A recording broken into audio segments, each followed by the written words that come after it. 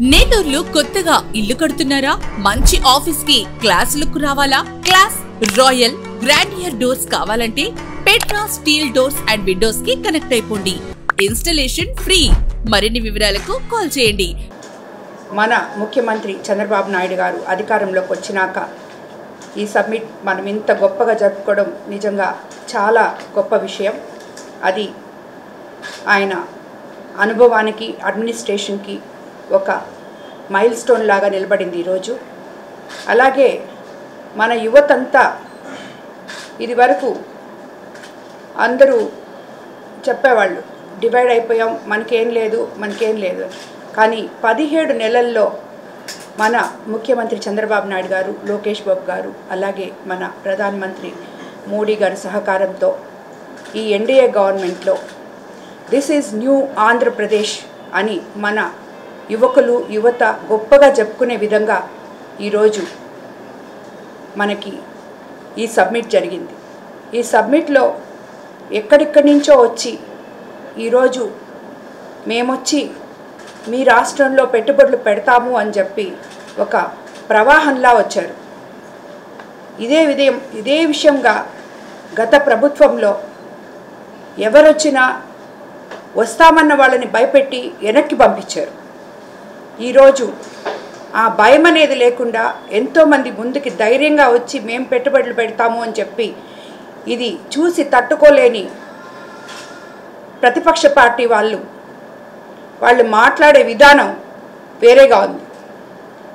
ఇక్కడికి మేము మళ్ళీ వచ్చేస్తున్నాం, వచ్చి మేము అది చేస్తాం, ఇది చేస్తాం, జాగ్రత్త అని చెప్పి ఇలాగా ఈ సబ్మిట్ జరగక ముందు నుంచి వాళ్ళు ప్రతి ఒక్కరిని బెదిరించడానికే చూశారు. కానీ అటువంటి ఎవ్వరూ చెవిన పెట్టుకోకుండా ఇండస్ట్రియలిస్టులు కాబట్టి, చదువుకున్నారు కాబట్టి, వాళ్ళకి అన్నీ తెలుసు కాబట్టి, ఏ రోజు పెట్టుబడులు పెడితే మనం ఇక్కడ నిలబడగలుగుతామో, ఏ సపోర్ట్ మనకు ఉంటుందో అని తెలిసిన వాళ్ళు కాబట్టి ఈరోజు ఇక్కడికి వచ్చి ఆంధ్రప్రదేశ్లో మనకి పెట్టుబడులు పెట్టడం జరిగింది.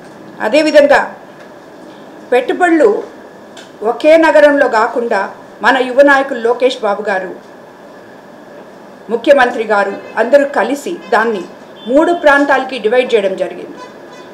ఒక పక్క మనకి రాయలసీమ, కోస్తాంధ్ర, ఉత్తరాంధ్ర 3 ప్రాంతాలకి సమానంగా ఇండస్ట్రీలు మొత్తం ఇప్పుడు వచ్చి జరిగిన ఈ ఎంఓయూలు ఏవైతే జరిగాయో అవన్నీ 3 ప్రాంతాలకి డివైడ్ చేస్తే అన్ని ప్రాంతాల వారికి ఉద్యోగాలు వస్తాయి యువతకి అని చెప్పే ఉద్దేశంతో 3 ప్రాంతాలకి కూడా సమానంగా డివైడ్ చేయడం జరిగింది.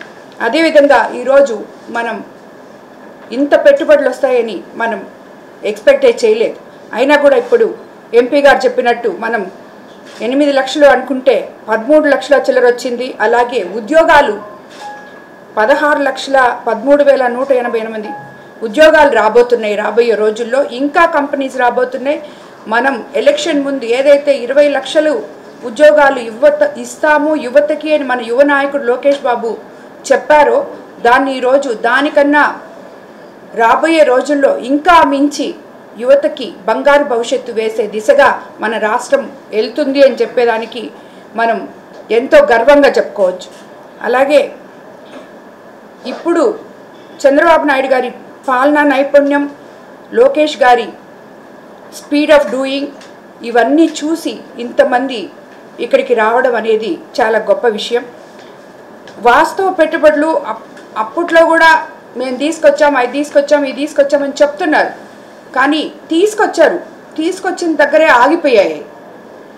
ఇప్పుడు ఈ వాస్తవ పెట్టుబడులన్నీ ఇప్పుడు చంద్రబాబు నాయుడు గారి అనుభవంతో అవి అంకురార్పణ జరగబోతుంది. వాటికన్నిటికీ అవన్నీ కూడా తప్పకుండా మనం ఈ 29 లోపల ప్రతి ఒక్కరికి ఉద్యోగాలు ఇచ్చే విధంగా ఇవన్నీ కూడా ఇక్కడ స్టార్ట్ చేసి పనులు మొదలుపెట్టే విధంగా కూడా మనం చర్యలు తీసుకుంటాం. కానీ కేవలం ఎక్కడ కూడా ఇప్పుడు ఎందుకు మన కోవూరు కాన్స్టిట్యున్సీలో కూడా అన్నీ చాలా రాళ్ళు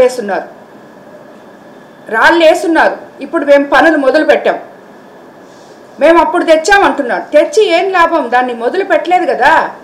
మొదలుపెట్టి పని చేసింది ఇప్పుడు చేస్తున్నాం మనం. అదేవిధంగా ఈరోజు రాష్ట్రంలో కూడా తెచ్చారేమో కానీ ఏది మొదలు పెట్టలేదు. తెచ్చిన దగ్గరే ఉండింది. వాళ్ళకి కావాల్సినవి మాత్రమే డెవలప్ చేసుకున్నారు. మిగతా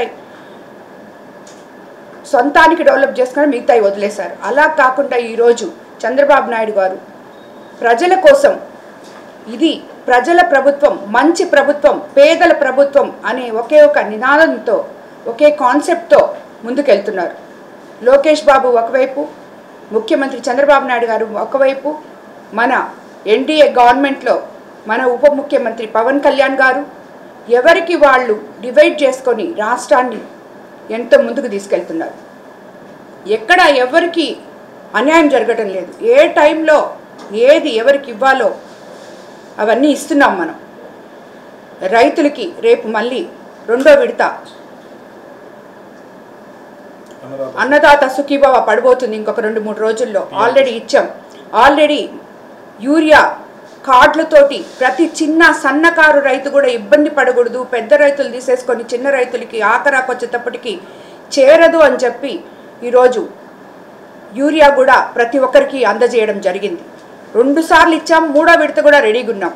అలాగే ప్రొక్యూర్మెంట్ సెంటర్లు కానీ అవన్నీ కూడా ఎప్పుడు రైతులు ఏ పంటలు వేయాలో అవగాహన సదస్సులు కూడా జరుపుతున్నాం.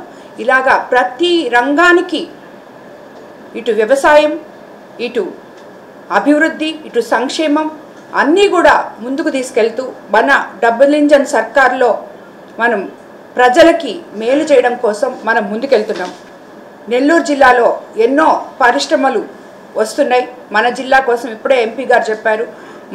అందులో మన కోవూరు కాన్స్టిట్యున్సీ కూడా ముందుండాలని చెప్పి నేను కోరుకుంటున్నాను. ఎందుకంటే మనకి చాలాసార్లు నేను సీఎం గారికి కూడా చెప్పడం జరిగింది, మనకి అపారమైన ఇక్కడ ల్యాండ్ ఉంది కోవూరులో. రాబోయే రోజుల్లో ఈ పరిశ్రమల్లో కొన్ని ఇక్కడ కూడా పాలు పంచుకోవాలని చెప్పి, మా కాన్స్టిట్యున్సీ యువతకు కూడా ఉద్యోగాలు రావాలని చెప్పి కోరుకుంటూ, ఈరోజు ఇటువంటి నాయకత్వంలో మనం పనిచేస్తున్నందుకు, రాష్ట్రాన్ని ప్రగతి పదం వైపు నడిపిస్తున్న నాయకులతో మనం కలిసి పనిచేస్తున్నందుకు మనం అందరం కూడా ఆ నాయకులకి అండగా ఉండాలని చెప్పి కోరుకుంటూ ధన్యవాదాలు తెలుపుతున్నాను.